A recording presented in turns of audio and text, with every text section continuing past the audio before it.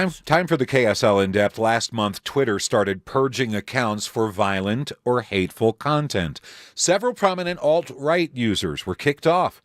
President Trump won't be kicked off Twitter, even if you report his tweets.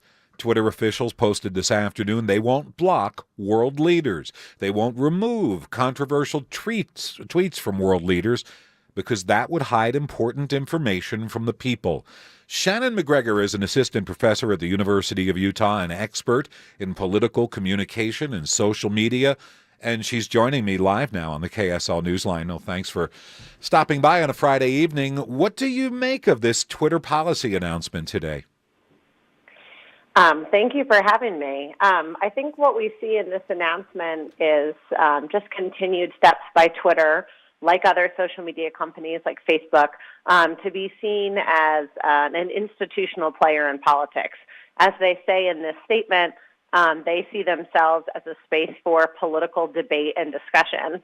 And so this is a move to sort of, continue to communicate that.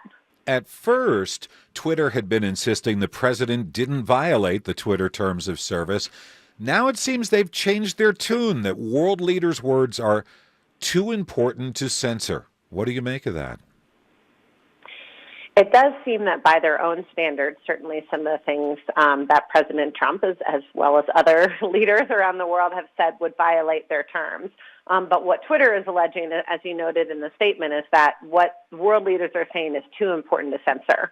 And I think, they also go on to say that blocking that person would not silence that leader, but they say, quote, would hamper necessary discussion around their words and actions.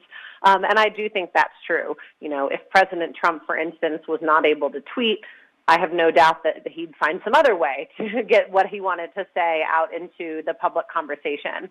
And so this is a move where Twitter is saying we are a place for politics, and this is a move to sort of ensure that continues to stay that way by ensuring that world leaders have this as a platform. Twitter's terms of service prohibit messages that threaten violence, death, or physical harm.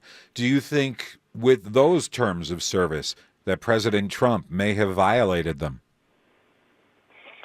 It would certainly be open to interpretation, but, particularly some of the more recent tweets aimed at North Korea's leaders might be seen to be instigating violence, as well as some of the tweets perhaps during the campaign before he was president, when he was attacking either Hillary Clinton or any of the other folks when he was running against in the primary.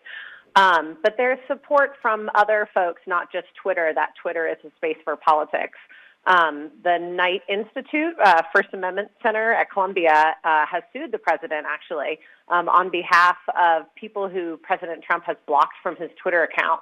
And what this suit alleges is that the @RealDonaldTrump account is a public forum, which is protected under the First Amendment, meaning that the government, and in this case, Donald Trump's Twitter account, can't exclude people from it simply because they don't agree with him.